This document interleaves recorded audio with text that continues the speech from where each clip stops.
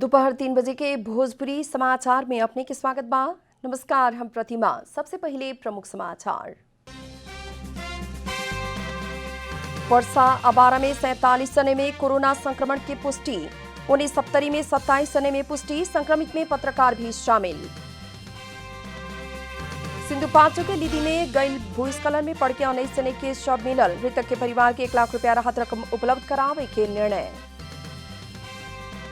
Corona महामारी के बीच बैंक तथा वित्तीय संस्था संचालन करे के नेपाल राष्ट्र बैंक के कार्य योजना। संक्रमण भइला पर तलब सहित के अतिरिक्त छुट्टी आ संपूर्ण इलाज खर्चा भी संस्था सही। रूस द्वारा तैयार कल गेल कोरोना वायरस विरुद्ध के खोप के पहिल का बैच तैयार।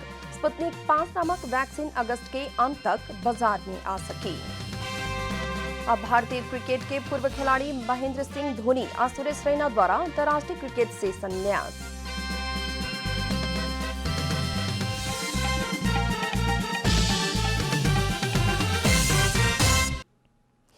अब पूरा समाचार। पर्सा अबारा में 47 जने में कोरोना संक्रमण के पुष्टि भइल बा। संक्रमित होखे वाला में 10 जने महिला बाड़ी। नारायणी अस्पताल के पीसीआर प्रयोगशाला में कइल गेल परीक्षण में उ लोग में कोरोना संक्रमण के पुष्टि भइल ह। शनिचर के कइल गेल प्रयोगशाला के सूची में कुछ पत्रकार भी संक्रमित भइल बाड़न लोग। वही लेखा संक्रमित में बीरगंज के 20 जने, बारा के 3 जने, नारायणी अस्पताल के कर्मचारी 4 जने आ पोखरिया नगरपालिका के 12 जने में कोरोना के पुष्टि भइल ह।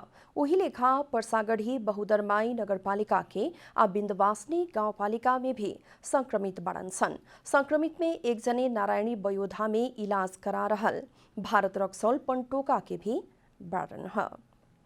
यह संबंध में थप जानकारी करावे खातिर पर्सा से हमनी के संवाददाता संजीव मिश्रा हमनी के संपर्क में बानी।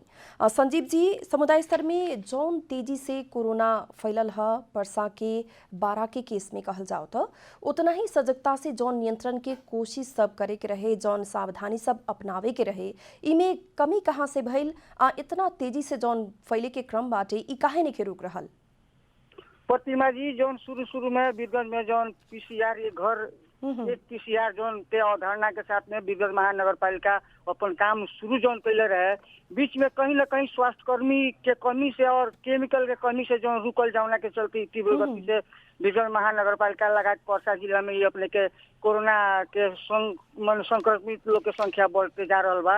और खास करके जौन बीरगंज में देखल जाए तो मैंने धीरे धीरे अपने के ग्रामीण रोड, अपने के पोखरिया नगर पालिका, परसागढ़ी नगर पालिका, बहुदरमाई नगर पालिका लगायत अपने के अभी पर्सा जिला में बीरगंज महानगर पालिका के मेयर लगायत प्रमुख प्रशासकीय सहित 6 जना अतिरिक्त लोग के, परसागढ़ी के अपने के मेयर, बहुदरमाई के मेयर लगायत पोखरिया नगर पालिका के 4 जने वार्ड अध्यक्ष, बीरगंज महानगर पालिका के वार्ड अध्यक्ष लगायत अपने के 82 जने अपने के स्वास्थ्य कर्मी, अपने के 57 गो सुरक्षा कर्मी, वही तरह अपने के 83 गो थुनुआ जौन लोग के भी कोरोना पॉजिटिव देखल गई बा। वो लोग के अभी मने ई बढ़े के जौन क्रम बा, बीच में कहीं ना कहीं देखल जाओ तो एगो मने चेक जांच के कमी और जौन एगो कड़ाई के रूप में जौन शुरू में जौन देखल गई रहे, उ कड़ाई बीच में एगो कमी देखल गई जावना के चलते ई बढ़े के स्थिति देखल गई बा। प्रतिमा जी संजीव जी, अभी पर्सा में और देखल जाओ तो महानगर के ही ना बल्कि नगर पालिका से लेके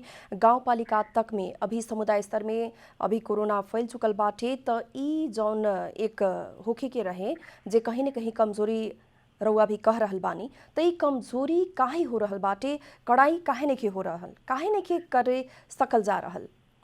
जैसे पहले अपने के बीरगंज जी जौन अपने के एगो जिला प्रशासन कार्यालय एगो बैठ के निषेधाज्ञा के जौन श्रावण 10 के से निषेधाज्ञा लगौले रहे, उ लगौले के बावजूद यहाँ के अभी देखल जाए तो मैंने पहले के तुलना में डर के मारे लोग नहीं थे निकलत। प्रशासन के कोनो ऐसा मैंने जौन की पहले से प्रशासन के एगो डर रहे उ ना देखल जाता, अपने डर के मारे लोग नहीं थे निकलत। अभी भी आज जिला प्रशासन कार्यालय एगो अभी अपने 2 बजे से सेना परिचालन जौन की एगो तीव्र गति से बढ़ रहा बा। बीच में उतना लॉकडाउन मैंने निषेधा के लोग उल्लंघन जौन कर रहा बा, वो के मद्देनजर कार्यालय अभी 2 बजे से अपने के सेना परिचालन के लिए बीरगंज में और वो के चलते हो सकेगा कुछ न कुछ जौन ये संक्रमित के संख्या बा जौन डर के मारे लोग घर में रही और बढ़े के जौन क्रम बा रुकी कहीं ऐसे आशा कोई जाता कह के कुछ लोग के जान के भी कहना बा। प्रतिमा जी। निषेधाज्ञा के पालना ठीक से नहीं हो रहल, ई तो अपने जगह में बाटे। और ई जी साथ जी ही साथ जौन संख्या में इतना ज्यादा संख्या में रोजाना बढ़ रहल बाटे 12 परसा में संक्रमित सब, उ लोग के जी रखे जी खातिर क्वारंटीन के साथ साथ ही आइसोलेशन के बेड सबके अभाव, हॉस्पिटल में भी उतना ठीक से व्यवस्थापन के भी बहुते कमी कमजोरी के हमनी के खबर सब आ रहल बाटे। तो ई व्यवस्थापन में कैसन पहल हो रहल बा? जैसे बीरगंज में अभी बीरगंज गंडक हॉस्पिटल और बीरगंज हेल्थ केयर में अपने के जौन माने संक्रमित लोग के इलाज हो रहा बा 2 जगह हॉस्पिटल और में, और नारायणी अस्पताल में 20 बेड के भी अपने के ऐसने अगर माने इमरजेंसी वार्ड में रखल गई बा। कोरोना संक्रमित लोग के पहचान करके अलग छुटिया के जौन एगो बेड रखल गई बा।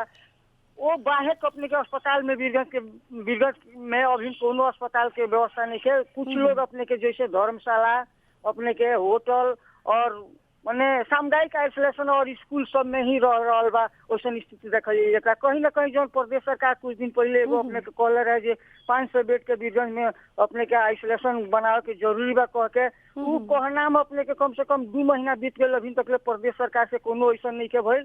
और बीरगंज महानगर पालिका के जहाँ तक देखल जाए तो बीरगंज महानगर पालिका के मेयर के दूसरा बार भी अपने के कोरोना पॉजिटिव रिपोर्ट आयल बा, जौना के चलते अभी बीरगंज महानगर पालिका में एगो मेयर ना भइला के चलते अपने के प्रमुख प्रशासकीय अतिरिक्त ना भइला के चलते अतिरिक्त लोग के ना भइला के चलते कहीं ना कहीं बहुत ही ज्यादा कमी महसूस हो रहा बा। जौन ये घर एक पीसीआर जौन एगो रहे उ भी बंद बा और विभिन्न किस्म के अपने 22 दिन 23 दिन से जौन बीरगंज बंद बा। एगो लोग के जी खाए वाला जे कमा के खाए वाला बा ओकर स्थिति भी वैसने देख रहल गई है प्रतिमा जी।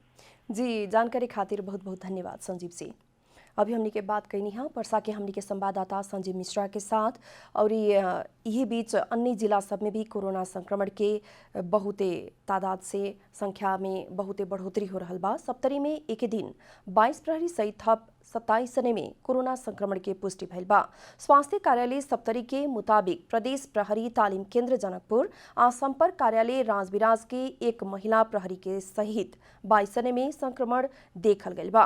गजेंद्र नारायण सिंह अस्पताल राजविराज तथा बीपी कोइराला स्वास्थ्य विज्ञान प्रतिष्ठान धरान के प्रयोगशाला से आयल रिपोर्ट में उ लोग में संक्रमण के पुष्टि भइल। गजेंद्र नारायण सिंह अस्पताल के प्रमुख दुनिया लाल यादव जानकारी दिले बानी। वहां के मुताबिक 20 से 38 वर्षीय पुरुष आ 24 वर्षीय एक महिला प्रहरी में संक्रमण देखल गयल है। वही लेखा डाकटेश्वरी नगरपालिका वार्ड नंबर 9 के 50 बरिस के पुरुष, राजविराज नगरपालिका वार्ड नंबर 6 के 70 बरिस के महिला, कंचनरूप नगरपालिका 2 के 20 बरिस के महिला, वार्ड नंबर 3 के 23 बरिस के पुरुष आ वार्ड नंबर 11 के 35 बरिस के पुरुष में संक्रमण देखल गयल जनावल गयल बा। एकरा संग ही सप्तरी में कोरोना संक्रमित के संख्या 6 से 58 पुगल बा। तब मृतक के संख्या 3 रहल स्वास्थ्य कार्यालय सप्तरी जानकारी दिले बा। सप्तरी के थप जानकारी खातिर संक्रमित के संख्या और उलो के अवस्था के बारे में जानकारी करावे खातिर अभी हमनी के संपर्क में सप्तरी से विद्या नियंत्राम हमनी के संवाददाता अभी संपर्क में बानी।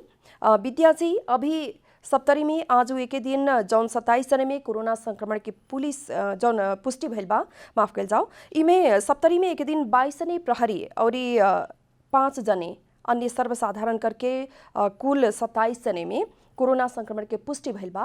तो 27 जने आज जौन संक्रमण के पुष्टि भइल बा, ई लोग में जौन प्रहरी तालीम केंद्र जनकपुर आ संपर्क कार्यालय के एक महिला प्रहरी सहित 22 जने में संक्रमण देखा पड़ल बा। तो इस समुदाय स्तर से प्रहरी सब में इतना तेजी से कैसे फैलल है, कोना कारण से फैलल है, हमनी के जानकारी कराई।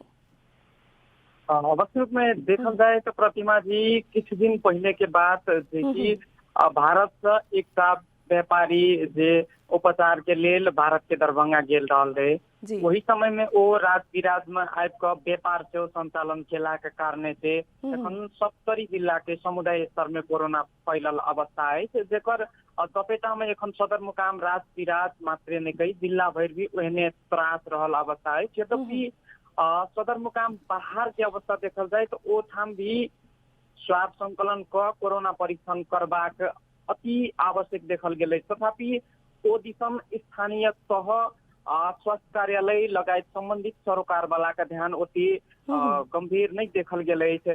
तथापि एखनका अवस्था में स्वाब संकलन के कार्य विशेष करके सप्तरी सदरमुकाम जे राज बिराज रहल अछि एठाम निरंतर भ रहल अवस्था अछि। एही क्रम में भी किछ स्थानीय तह में जे कि बाहर से आयल अथवा जे कॉल ट्रेसिंग में पड़ल व्यक्ति सबके शंकास्पद जे व्यक्ति सब अछि ओ सबके स्वाब संकलन कार्य भ रहल अछि। आ ई जे एखन संक्रमित सब देख रहल अवस्था अछि जे कि एखनका 70 के हाल धरि के अवस्था जो देखल जाए तो 658 गोटे कोरोना संक्रमित देखल गेल अछि, जाहि मध्ये 424 गोटे जे कोरोना जीत का घर फिरता से भ चुकल अवस्था है प्रतिमा जी। अभी जितना भी संक्रमित मिल रहा बाटे संख्या में बहुत ही बढ़ोतरी हो रहा बा। अभी हम परसा के हमने के संवाददाता से भी बात करनी है, वहाँ भी 2 महीना बीत चुकल जौन किस्म के एक व्यवस्थापन करे के रहे स्थानीय सरकार द्वारा प्रदेश सरकार द्वारा उनके हो सक रहल कह के एक शिकायत आ रहा बा।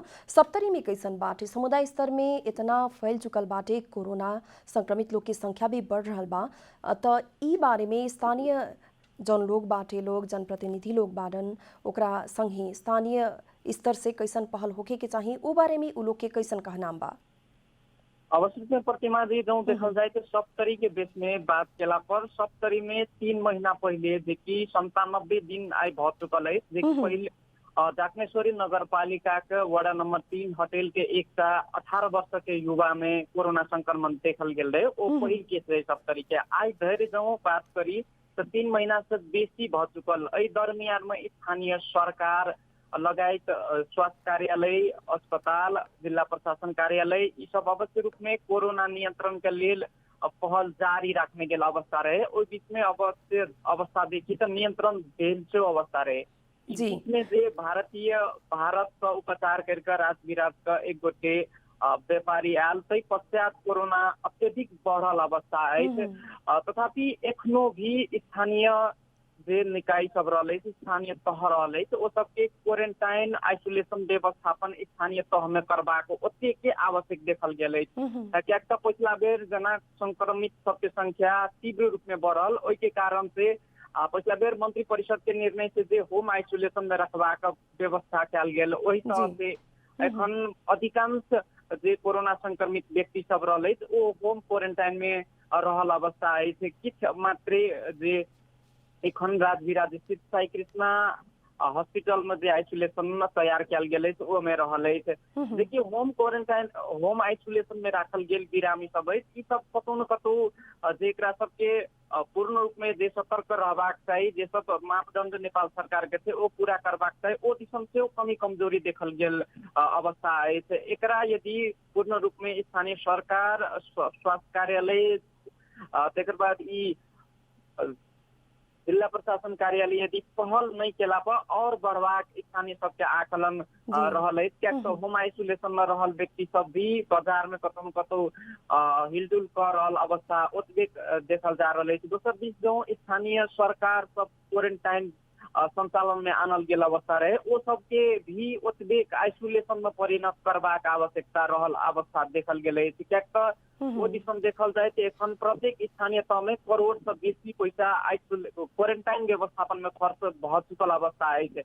जेकि एखन का अवस्था देखबे तो विद्यालय सब में जे क्वारंटाइन संचालन कल गेल रहे ओ सब में किछ भी सामान नहीं रहल अवस्था है। ओ सबके अविलंब आइसोलेशन में परिणत करबाक आवश्यकता से देखल गेल है। क्या जे क्वारंटाइन एहनो जिला में समस्या एखन देखल गेल अवस्था है जे कि खास कर किछ परिवार में जे 1 गोटे 2 गोटे कोरोना संक्रमित देखल गेल। यद्यपि ओकरा सबके परिवार में 5-7 गोटे के परिवार रहला के कारण से ओकरा सब में एकेटा शौचालय एकेटा बैठकी रूम लगाए के रहला से ओ सबके समस्या भ रहल अवस्था है। अन्य पारिवारिक सदस्य में सर के संभावना भी उतने रहला से ओ सबके अविलंब आइसोलेशन में रखबाक आवश्यकता है। स्थानीय जे सरकार है वो सब जे क्वारंटाइन बने रहे वो सबके आइसोलेशन में परिणत करबाक उतने आवश्यकता देखल जा रही है।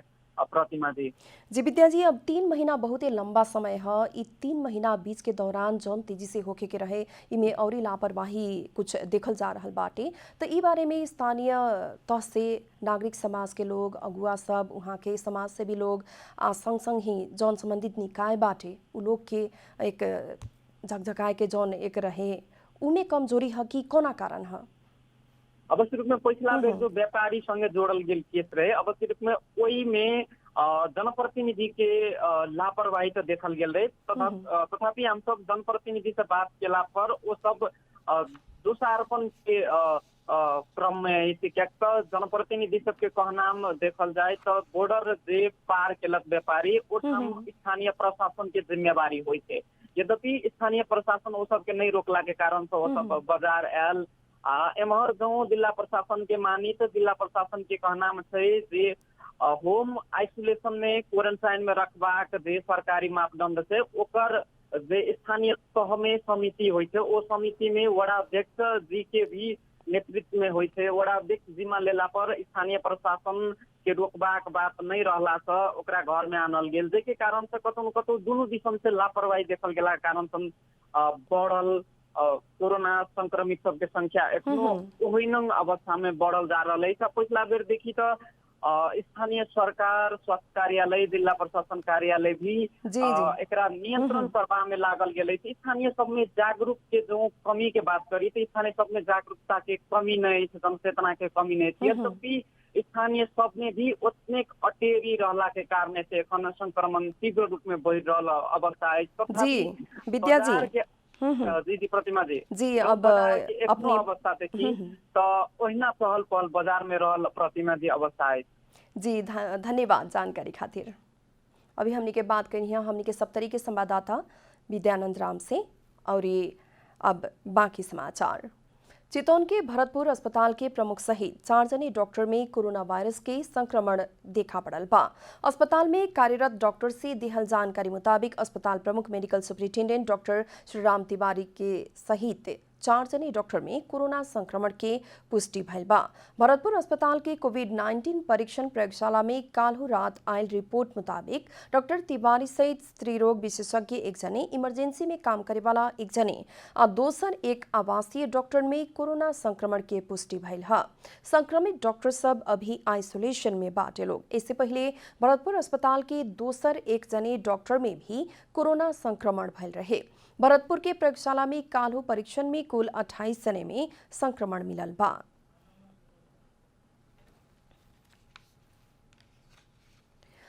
सिंधुपाल्चोक के जुगल गांवपालिका 2 लीदी में बीतल शुक्रवार के आयल भूस्खलन में पड़ल 19 जने के शव मिलल बा। भूस्खलन में लापता भइल 39 जने मध्य काल्हू 18 जने आ आज सवेरे थप 1 जने करके 19 जने के शव मिलल सिंधुपाल्चोक प्रहरी जानकारी देले बा। नेपाली सेना प्रहरी आ स्थानीय सब बाकी लापता के खोजी कर रहल बाड़न लोग।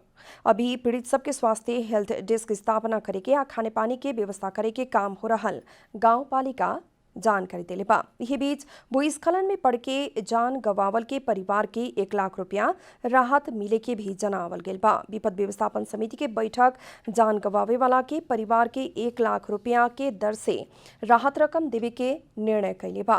वही लेखा दोनों गार्जियन गवावल लड़का लड़की के कक्षा 12 तक निःशुल्क आवासीय शिक्षा के व्यवस्थापन करे के निर्णय कैल गेल गाँव पालिका जनौले बा।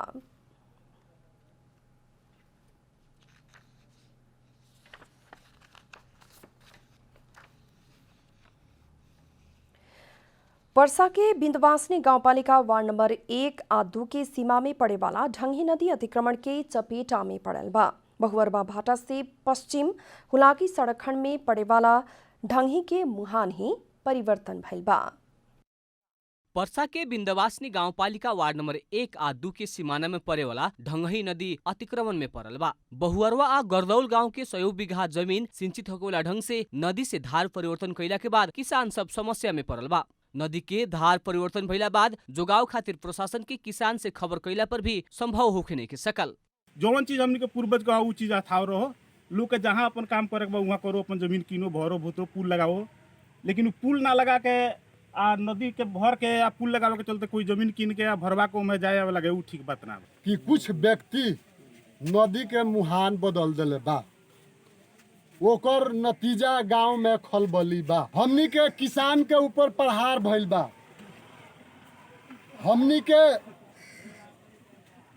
दलित, निमुखा, गरीब के ऊपर प्रहार भइल बा। गरदौल के एगो स्थानीय के जगह चारू ओर से नदी से घेरले रहे। उहे जगह बचाव के खातिर वहाँ के नदी के धार परिवर्तन कैल स्थानीय के आरोप बा। जगह धनी डोजर लगा के नदी के धार परिवर्तन कैले रहलन। अभिन पहिले के नदी में भी पानी आओ के बंद भइल बा। मेरो वार्डमा त्यो खोला पर्छ। अहिलेसम्म मलाई न जानकारी दिकन त्यो खोलाको मुहान नै परिवर्तन गरिदिएछ। त्यो जग्गा कसको हो, को हो, त्यो किन गरियो, कम्तीमा मलाई एकचोटि त्यो भनेर म पनि आफ्नो त्यो गाउँमा छरछिमेकीलाई आफ्नो त्यो पार्टीको सल्लाहकारहरूसँग जनप्रतिनिधिसँग सल्लाह गरेर केही भन्थे म। ढंगही नदी के पहिले के अवस्था में ही लौटाव के खातिर पहल भइल गाउँपालिका के कहनाम बा। यो सबै मर्काहरूलाई देखेर जनताहरू पीडित छन्, जनताहरूको आवाज छ, त्यो हामीलाई साबिक नै नदी चाहिन्छ। त्यो केही भूमाफियाहरूले त्यो केही जमिनहरू किनेर त्यो नदीको मुहान फेर्न खोजिरहेछ। त्यो अन्यायपूर्ण काम छ। बिन्दुवासिनी गाउँपालिकाले आफ्नो पहल चालेछ, मैले आफ्नो पहल चालेछु। त्यो चाहिँ हामी यथावत राख्ने प्रतिबद्धता गरेछ। एक जना व्यक्ति से एकलौटी ढंग से नदी के धार परिवर्तन करके दूगो गांव के जनता के दुख देहल स्थानीय के आरोप बा। करीब 70-80 फीट चौड़ा और 1000 मीटर लंबा होके बहे वाला नदी के अभिन 1000 मीटर लंबा दूरी के कम करके 20 मीटर में लियावल गइल बा। धार परिवर्तन करके नदी के करीब 25 बीघा से भी ज्यादा जगह अतिक्रमण कैल स्थानीय के आरोप बा। पर्सा से संजीव मिश्रा की रिपोर्ट। अब आर्थिक समाचार।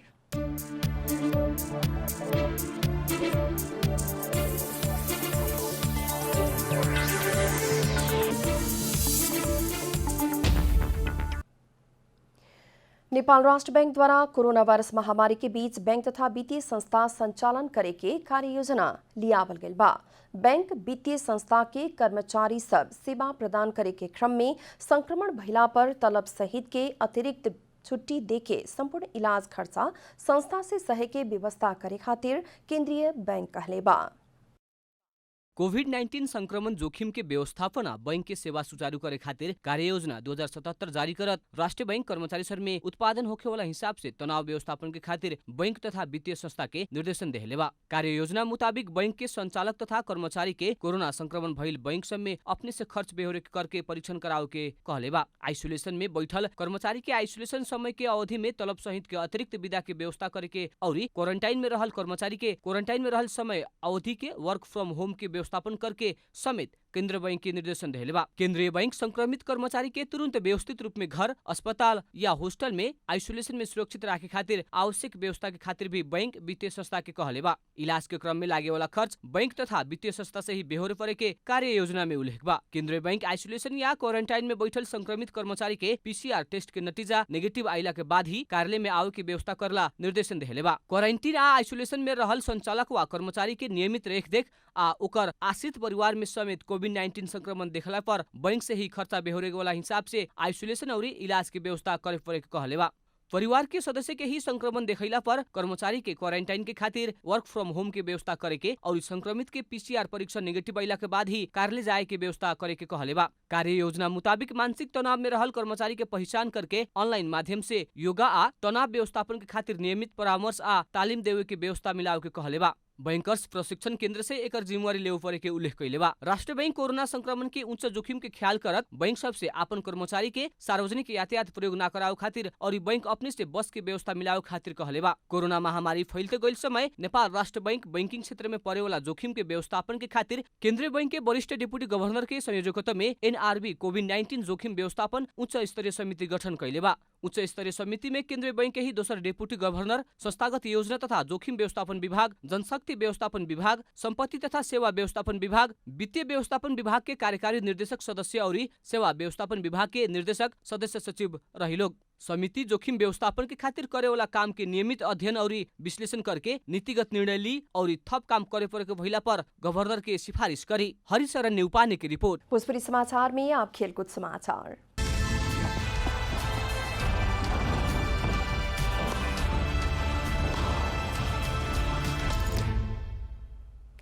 भारतीय क्रिकेट के सबसे सफल कप्तान महेंद्र सिंह धोनी अंतर्राष्ट्रीय क्रिकेट से संन्यास लेवे के घोषणा कैले बड़न। अंतर्राष्ट्रीय क्रिकेट काउंसिल आईसीसी के तीनों ट्रॉफी, एक दिवसीय विश्वकप, T20 विश्वकप आ चैंपियंस ट्रॉफी जितावे वाला वहां के भारत के एकमात्र कप्तान हुवन। 39 वर्ष के धोनी सामाजिक संजाल इंस्टाग्राम में आपन संन्यास के घोषणा कैले बड़न। वहां के सबके के स्नेह आ समर्थन खातिर धन्यवाद भी दिले बड़न, लेकिन वहां के इंडियन प्रीमियर लीग के यूएई में होखे लागल संस्करण में खेले के भी जनावल गेल बा। प्रीमियर लीग के अगिला संस्करण में वहां के चेन्नई सुपर किंग्स के नेतृत्व करी हन।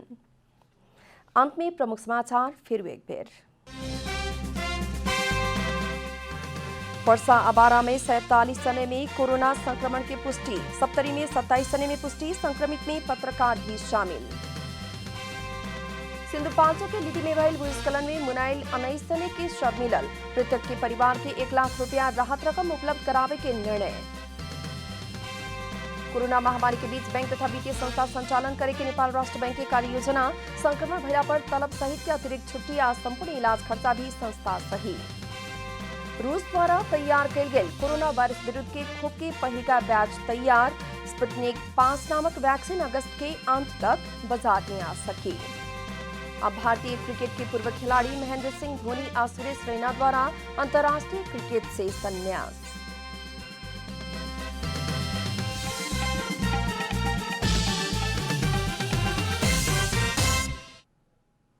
भोजपुरी समाचार अभी खातिर इतना ही। जनता द्वारा जनता खातिर प्रसारित जनता टेलीविजन के कार्यक्रम सब अपने YouTube, ट्विटर, फेसबुक हमने के वेबसाइट जनतासमाचार.com में भी पढ़ आ देख सकतानी। सूचना में अपने के सहभागिता, समय में समाचार हमने के प्रतिबद्धता। नमस्कार।